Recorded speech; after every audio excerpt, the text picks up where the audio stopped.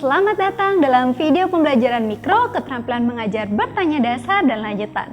Dalam video pembelajaran ini akan diberikan pemahaman dan gambaran praktik mengajar setiap komponen keterampilan mengajar bertanya dasar dan lanjutan.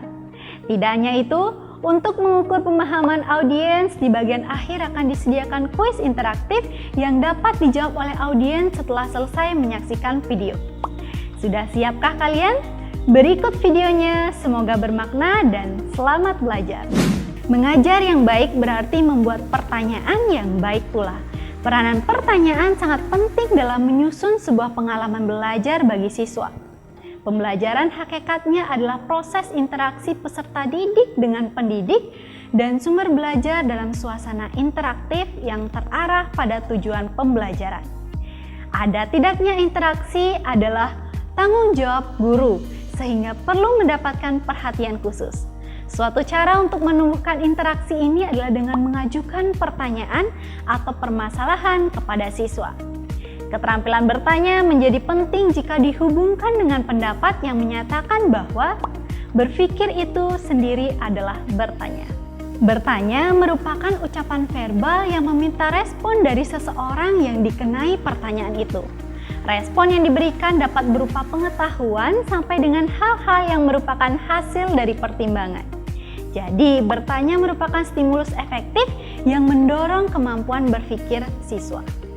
Umumnya, orang bertanya jika ia ingin mengetahui apa yang belum diketahuinya.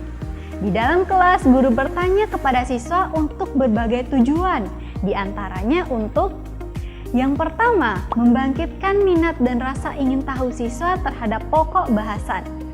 Yang kedua, membangkitkan motivasi dan mendorong siswa untuk berpartisipasi aktif dalam pembelajaran. Yang ketiga, memusatkan perhatian siswa terhadap pokok bahasan. Yang keempat, mengaktifkan dan memproduktifkan siswa dalam pembelajaran. Yang kelima, menjajaki hal-hal yang telah dan belum diketahui siswa terkait materi. Yang keenam, mendiagnosis kesulitan-kesulitan khusus yang menghambat siswa dalam belajar. Yang ketujuh, memberikan pemahaman kepada siswa untuk mengasimilasikan sebuah informasi. Yang kedelapan, mengevaluasi dan mengukur hasil belajar siswa. Yang kesembilan, memberikan kesempatan bagi siswa untuk mengulang materi pelajaran. Dan yang terakhir, mengembangkan kemampuan berpikir kritis dan kreatif siswa. Keterampilan bertanya meliputi keterampilan bertanya dasar dan keterampilan bertanya lanjut. Keterampilan bertanya dasar mempunyai beberapa kemampuan dasar yang perlu diterapkan dalam mengajukan segala jenis pertanyaan.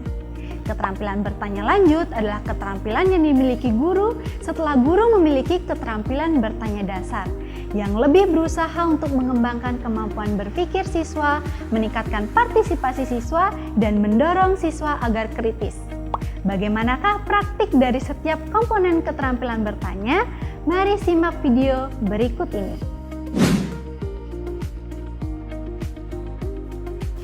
Agar siswa dapat menjawab pertanyaan yang diberikan oleh guru, maka pertanyaan yang diberikan harus jelas dan singkat.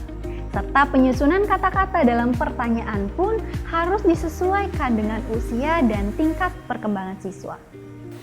Anak-anak, coba ditutup hidungnya.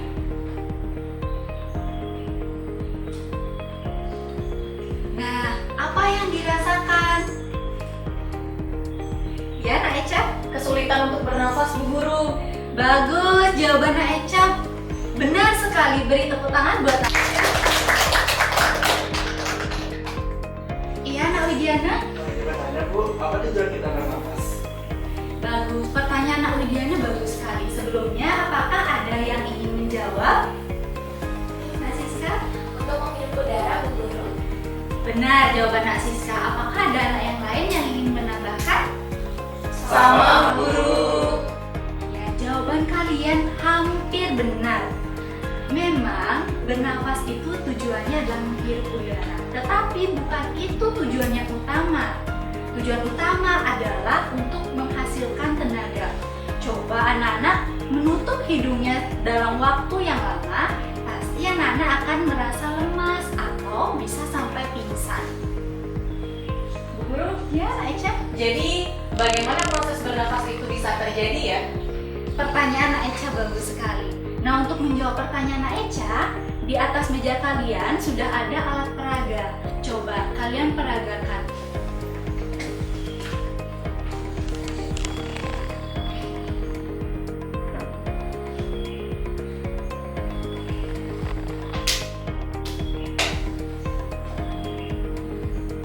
Nah, dari percobaan tersebut, apa yang terjadi?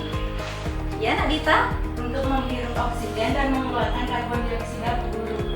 Bagus, benar sekali. Jawaban Nak Dita, kamu sudah semakin pintar. Nah, itu menambahkan anak-anak, jadi bernafas itu adalah menghirup oksigen atau yang bisa kita sebut dengan inspirasi dan mengeluarkan karbon dioksida atau yang bisa kita sebut dengan ekspirasi.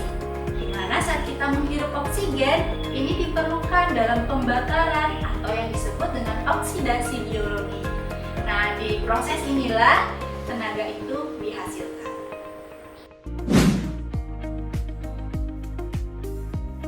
Komponen selanjutnya, pertanyaan harus berisi informasi yang relevan dengan jawaban yang diharapkan oleh siswa.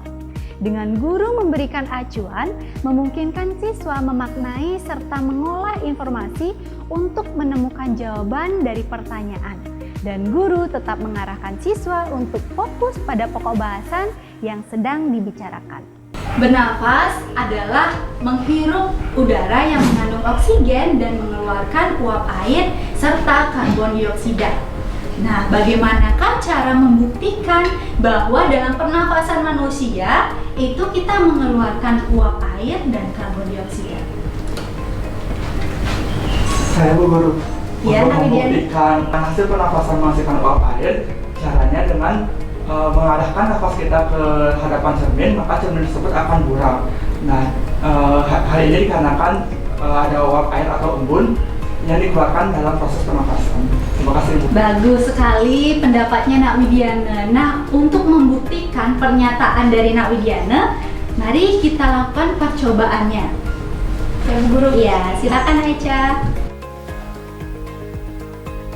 Nah, itu untuk percobaan yang pertama yang sudah dilakukan oleh Nak Eca.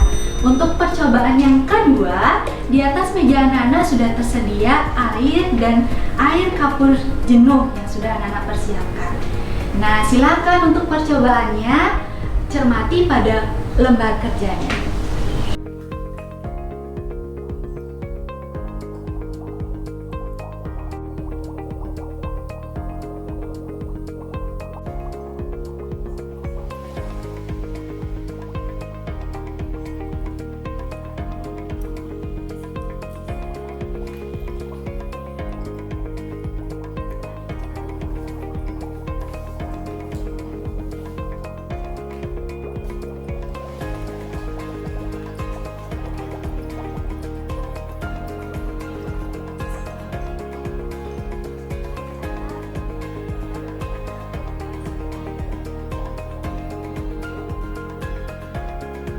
Bagaimana? Sudah selesai melakukan percobaan?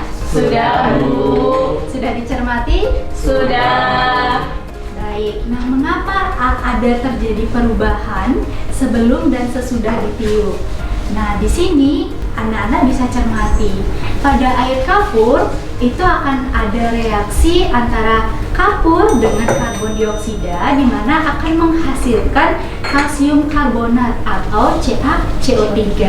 Nah, ini membuktikan bahwa saat kita bernafas, kita juga mengeluarkan karbon dioksida. Selanjutnya, berdasarkan batas lingkupnya, pertanyaan dapat dibedakan menjadi dua, yaitu pertanyaan luas dan pertanyaan sempit. Penggunaannya pun tergantung pada tujuan pertanyaan dan pokok dalam diskusi yang hendak ditanyakan. Anak-anak, silakan cermati sistem pernafasan yang ada di layar. Nah, di sana adakah yang bisa menyebutkan organ-organ pernafasan pada manusia dan di manakah pertukaran gas itu terjadi? Bagus. Coba Anak Dodi. Untuk organ-organ sistem pernafasan pada manusia itu terdiri dari yang pertama itu ada hidung, kemudian ada laring, bronkus, bronkiolus, dan paru-paru. Kemudian untuk pertukaran gasnya terjadi pada paru-paru, Bu. Bagus, benar sekali jawaban Nak Dodi, beri tepuk tangan.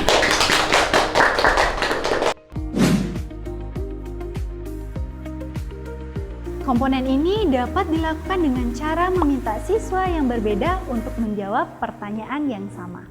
Anak-anak, menurut kalian bagaimanakah keterkaitan antara merokok dengan pernafasan?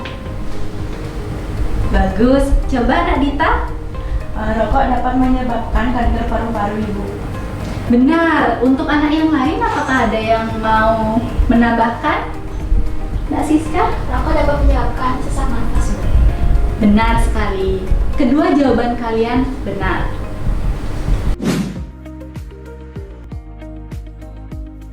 Pemberian pertanyaan sebaiknya dilakukan secara acak oleh guru. Diharapkan agar setiap siswa mendapatkan giliran untuk menjawab pertanyaan. Pada penyebaran, beberapa pertanyaan yang berbeda disebarkan untuk dijawab oleh siswa yang berbeda pula. Anak-anak, untuk lebih mudah memahami bagaimana mekanisme pernafasan pada manusia, coba anak-anak perhatikan alat peraga berikut. Nah, dari kalian, apakah ada yang ingin memberikan pendapatnya? Apakah peran balon yang ada di dalam toples ini? Dan jika ibu tarik bagian biru ini, mengapa balon yang ada di dalam itu mengembang? Kemudian jika ibu tekan, balon yang ada di dalam itu sebaliknya akan mengempes. Apakah anak-anak ada yang memberikan pendapatnya? Bagus. Silakan, Nak Intan. Izin menjawab nomor 1, Bu. Jadi balon yang ada pada botol itu berperan sebagai paru-paru, Bu. Bagus sekali jawaban Nak Intan. Untuk jawaban yang nomor 2. Silakan Nak Eca. Saya mau izin menjawab, Bu. Jadi apabila bagian biru itu ditarik, maka tekanan udara dalam botol tersebut akan lebih kecil dari luarnya, sehingga udara dapat masuk ke dalam balon tersebut yang menyebabkan botol itu akan mengembang. Nah, sebaliknya apabila bagian biru itu kita tekan, maka udara dalam botol toples itu akan lebih besar yang menyebabkan balon di dalam botol tersebut akan mengempes atau mengecil. Bagus sekali jawaban Nak Eca, beri tepuk tangan.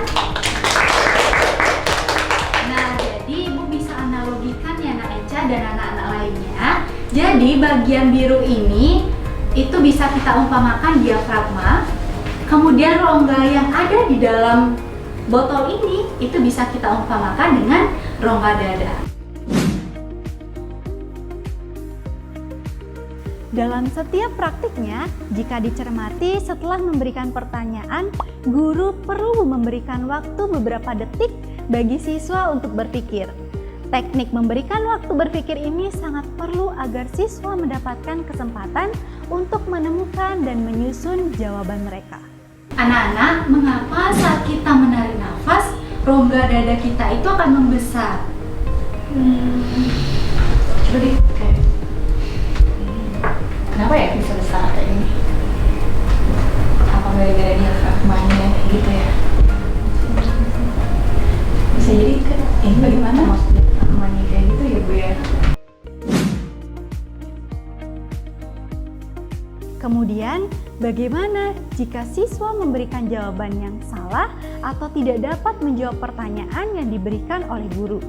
Hendaknya guru memberikan tuntunan kepada siswa agar dapat menemukan jawaban yang benar. Cara pemberian tuntunan dapat dicermati dalam video praktik mengajar berikut. Anak-anak, kita ketahui bahwa respirasi itu ada 2 jenis. Ada respirasi eksternal dan respirasi internal. Respirasi eksternal itu merupakan proses pengambilan oksigen dan mengeluarkan karbon dioksida dari dalam tubuh. Kemudian, respirasi internal itu merupakan proses pemecahan makanan yang menggunakan oksigen di tingkat sel, di mana proses ini akan menghasilkan energi atau tenaga. Nah, coba anak-anak perhatikan di layar. Menurut anak-anak, apakah pertukaran oksigen dan karbon dioksida yang terjadi di alveolus itu termasuk ke respirasi internal atau eksternal? Ya, Nak Siska? Respirasi internal, Bu Guru. Nah, kalau begitu, apakah respirasi di dalam alveolus ini sama dengan respirasi yang ada di insang ikan dan kulit kata? Sama Bu Guru. Sama. Kemudian respirasi apa namanya, Nak Ridi? Apakah sama-sama ada proses pengambilan oksigen dari luar, kemudian mengeluarkan karbon dioksida dari dalam tubuh? Sama, Bu Guru. Iya, bagus, Nak Dita. Kalau begitu termasuk respirasi apa, Nak? Nah, kalau pertukaran oksigen dan karbon dioksida yang terjadi pada insang ikan dan kulit kata itu termasuk respirasi eksternal, berarti pertukaran oksigen dan karbon dioksida yang terjadi pada alveolus termasuk respirasi apa? Nah, Eca? Respirasi internal, Bu. Nak Dodi?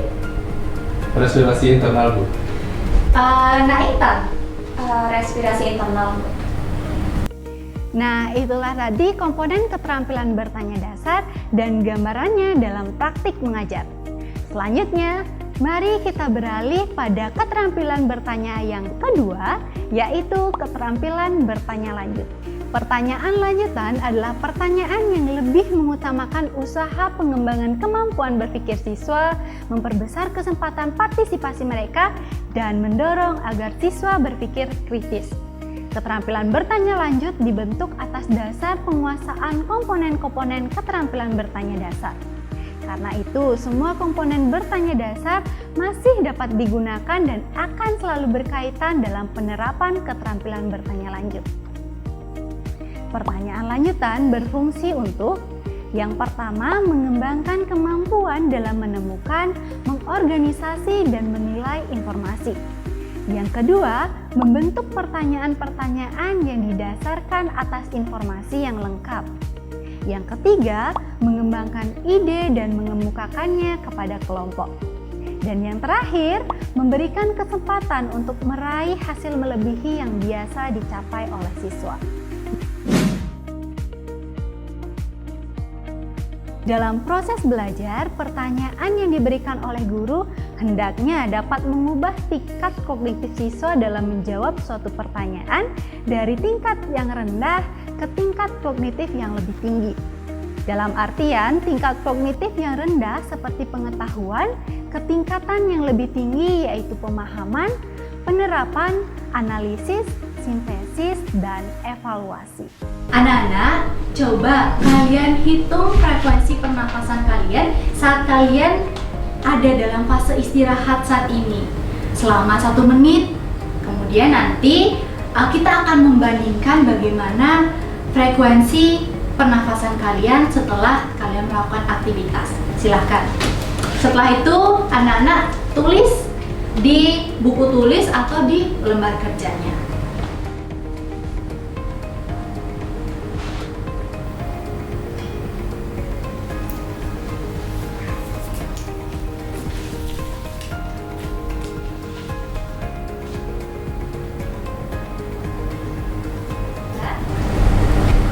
Sudah? Nah, sekarang silakan anak-anak melakukan aktivitas kecil yang bisa anak-anak lakukan di dalam kelas. Misalkan, ada yang berlari di tempat, silakan. Nah, jadi setelah kalian melakukan aktivitas tersebut, silakan langsung hitung frekuensi pernafasan kalian, kemudian silakan tulis di lembar kerja atau buku tulisnya. Nanti kita akan berdiskusi mengapa akan ada perbedaan di sana. Silakan.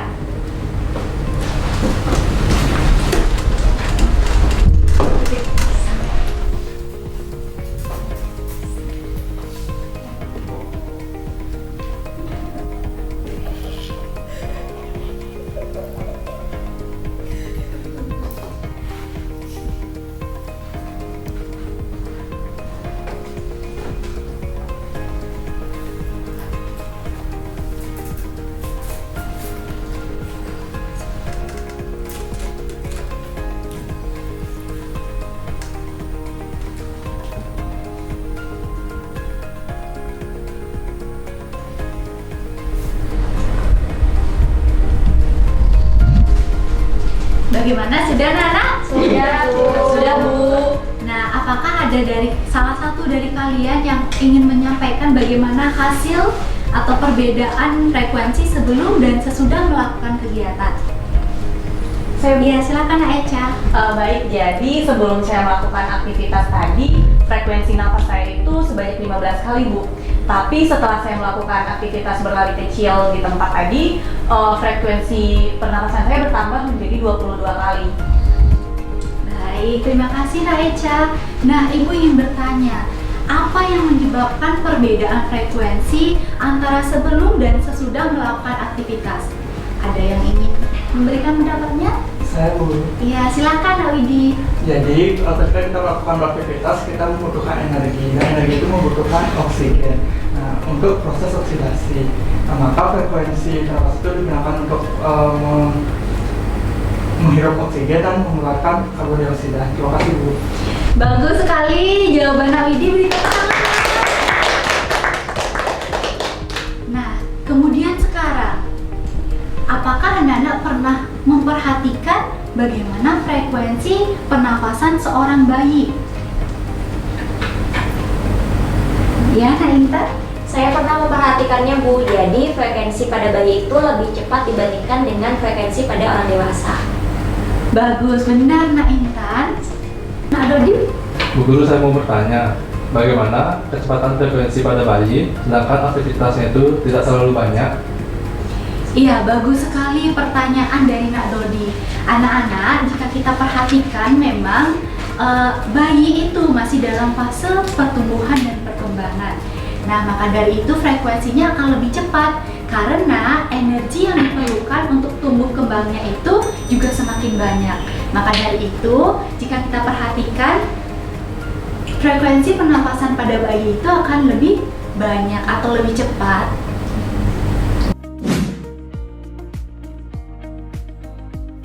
Dapat dicermati, setiap praktik mengajar sebelumnya sudah terlihat salah satu komponen ini. Dalam memberikan urutan pertanyaan, seorang guru harus memberikannya secara logis dan terurut. Misalnya, seorang guru mengajukan pertanyaan pemahaman, setelah itu pertanyaan penerapan, analisis, sintesis, dan diakhiri dengan pertanyaan tingkat evaluasi.